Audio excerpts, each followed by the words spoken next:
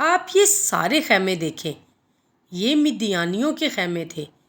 جداؤں نے بھی انہیں نیچے وادی میں دیکھا اور سوچنے لگا، اوہ، ہمارے دشمن بہت زیادہ ہیں۔ اسے معلوم تھا کہ اس کے ساتھ مدد کے لیے 32,000 آدمی ہیں، لیکن اتنی بڑی فوج کے خلاف کیا 32,000 آدمی کافی ہوں گے؟ پھر خدا نے جدعون سے کہا، تیرے پاس زیادہ لوگ ہیں۔ جب میں مدیانیوں کو تیرے ہاتھ میں دوں گا تو شاید لوگ کہیں گے کہ ہم نے خود ہی یہ فتح حاصل کی اور اپنے ملک کو بچایا۔ اب ان آدمیوں کو بتا کہ جو کوئی اس جنگ سے ڈرتا ہے وہ اپنے گھر جا سکتا ہے۔ خدا کی یہ بات سن کر 22,000 آدمی اپنے اپنے گھر لوٹ گئے۔ آپ ان کو جاتے ہوئے دیکھ سکتے ہیں۔ اب صرف 10,000 آدمی جدعون کے پاس رہے۔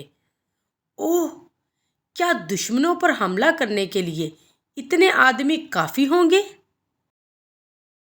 لیکن ایک بار پھر خداوند نے جدعون سے کہا، اب بھی لوگ زیادہ ہیں، سو تو ان کو چشمے کے پاس نیچے لے آ اور وہاں میں تجھے بتاؤں گا کہ کیا کرنا ہے۔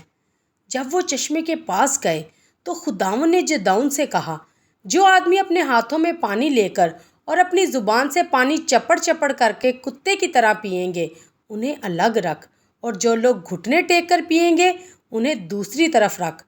صرف 300 آدمیوں نے کتے کی طرح پانی پیا۔ پھر خداوند نے کہا، ان 300 آدمیوں کے وسیلے سے میں تم کو بچا دوں گا اور مدیانیوں کو تیرے ہاتھ میں کر دوں گا۔ باقی سب لوگ اپنی اپنی جگہ واپس جائیں۔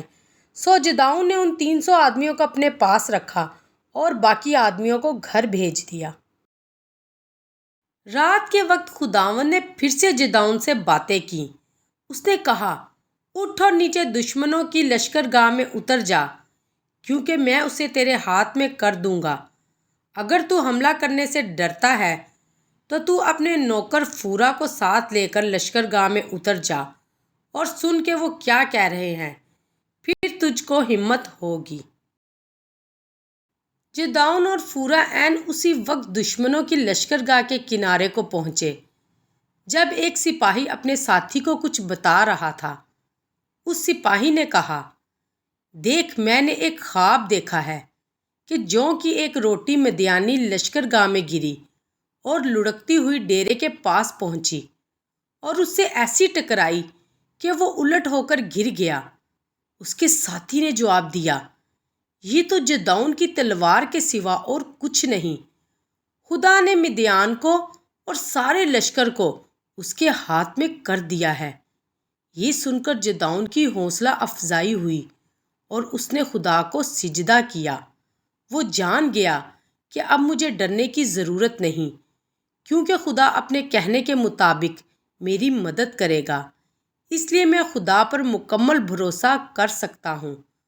ہم بھی خدا کے ہر اس لفظ پر جو اس نے ہم سے کہا ہے پورا پورا یقین کر سکتے ہیں۔ آپ بائبل مقدس میں خدا کی ساری باتیں پڑھ سکتے ہیں۔ پھر جدعون نے اسرائیلی لشکر میں لوٹ کر اپنے لوگوں کو بلایا اور کہا، اٹھو، کیونکہ خداوند نے مدیانی لشکر کو تمہارے ہاتھ میں کر دیا ہے۔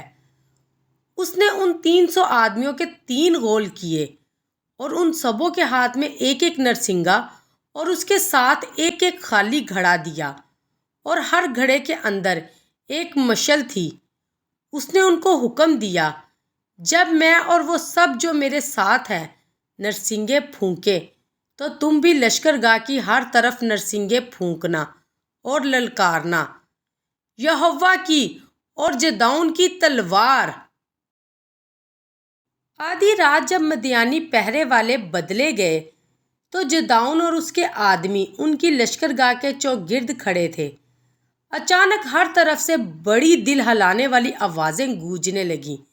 جدعون اور اس کے آدمیوں نے اپنے نرسنگے پھونکے اور گھڑے توڑ دیے، اور وہ سب چلا اٹھے، یہوہ کی اور جدعون کی تلوار۔ اس بڑے خوفناک شور سے مدیانی جاگ اٹھے۔ وہ پریشان اور ڈرے ہوئے تھے۔ ہائے، یہ سب کیا ہو رہا ہے؟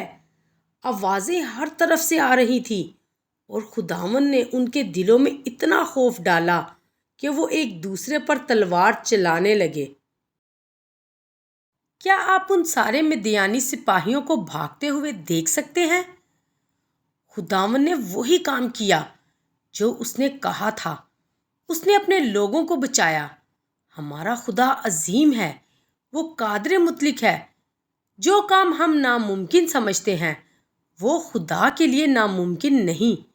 وہ سب کچھ کر سکتا ہے، یہاں تک کہ وہ آپ کے گناہ معاف کر کے آپ کو بھی بچا سکتا ہے تاکہ آپ اس کے فرزند بن جائیں۔